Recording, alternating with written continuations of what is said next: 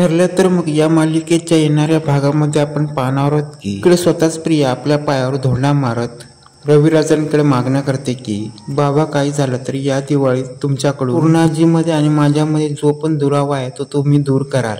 मला सुभेदार कुटुंबाची खूप आठवण येते.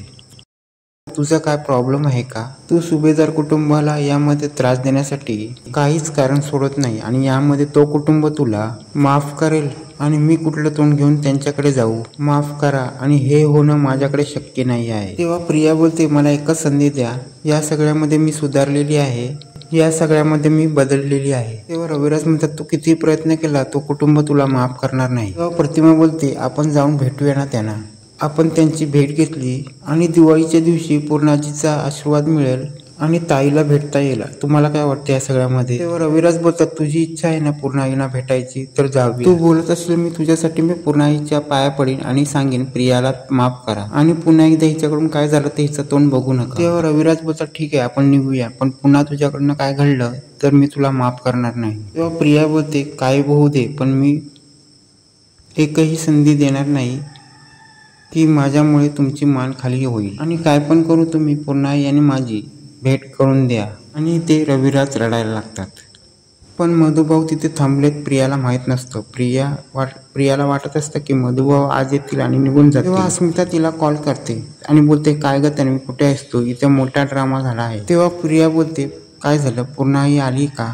आणि पूर्णाई आली असली तरी इथे खूप मोठा ड्रामा झाला आहे. आणि अस्मिता सांगते तुझे मधुभाऊ आलेत तू ना काही ते येणार. प्रिया बोलते मधुभाऊ आलेत. तेव्हा अस्मिता बोलते हा हो त्यांना पूर्णाईने 4 दिवस ठेवून घेतले आहे आणि ते 4 दिवस तिथे राहून काय धमाल करतील का माहित नाही. तेव्हा प्रियाला वाटतं 4 दिवस मधुभाऊ राहिले आणि त्याने काय काय रहस्य उलगडलं तर का होईल. आणि प्रिया बोलते मी पूर्णाईने हट्ट करेन मी 4 दिवस तिथेच राहीन. प्रिया बोलते ठीक आहे तिकडे आल्यावर तू माझी बाजू घेशील ना? तेव्हा अस्मिता बोलते तू ये तर मग नंतर बघू आपण. तेव्हा रविराज प्रियाला सुभेदार कुटुंबाकडे घेऊन जातात. तेव्हा तिथे नागराज सुमन तेव्हा मधुभाऊंना समोर पाहिल्यावर सगळ्यांना धक्का बसतो.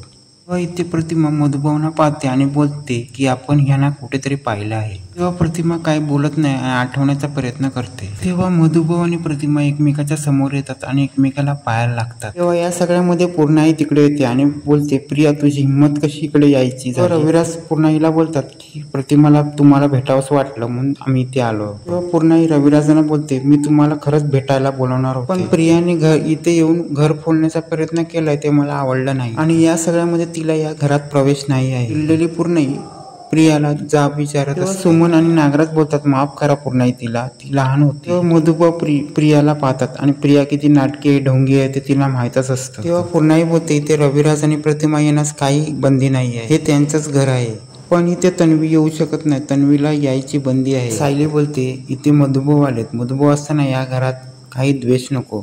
आपण प्रियाला सगळ्यांसोबत राहण्याची मुभा देऊया का? मधुभाऊ बोलतात हे आहे सायली हिला काय झालं तरी दुसऱ्याचं दुःख भोगवत नाही. मधुभाऊ बोलतात प्रिया कशी वागते मला माहित नाही पण लहानपणापासून प्रियाने सायलीला खूप त्रास दिला. तेव्हा रविराज बोलतात मधुभाऊ मला माफ करा पण प्रियाने एवढ्या कुरघोड्या केल्या आहेत. आणि मधुभाऊ पूर्णाईला बोलतात झालं गेलं विसरून जावं आणि तन्वीला माफ करा. तेव्हा रविराज बोलतो मी सायलीला लहानपणापासून पाहतोय पण एवढे सारे संस्कार तिच्याकडे आले. हे संस्कार तन्वीला भेटण्यास कुठेच कमी आहे. मधुभाऊ प्रतिमाला बोलतात आपण कुठे भेटलो का? तेव्हा प्रतिमा मधुभाऊंकडे एकटक मधुभाऊंना आठवतं आणि ते बोलतात तुम्ही 22-23 वर्षापूर्वी आमच्या आश्रमात आला होता आणि त्याच टायमाला आमची सायली तिथे आली होती आणि तो दिवसही माझ्या लक्षात आहे. 25 डिसेंबर 2020. आधी छोटी सायली रडत रडत आली आणि नंतर तुम्ही. आणि सायली रडत होती तेव्हा आम्ही तिला देवाच्या गाभाऱ्यात नेलात. त्यानंतर तुम्ही आलात आणि तुम्ही भाजले होतात तेव्हा तुम्हाला डॉक्टरकडे नेलं. त्यानंतर प्रतिमाला थोडं आठवायला लागतं.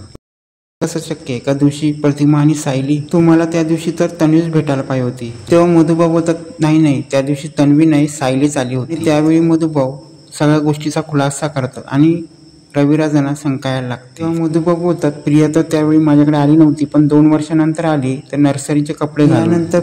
रविराजांना खुलासा होतो प्रतिमाला खुलासा होतो की प्रिया ही तन्वी नाही सायली ही तन्वी आहे आणि मधुभाऊने खुलासा केला आणि या सगळ्यामध्ये पुढे काय होणार हे पाहणं रंजक होणार आहे.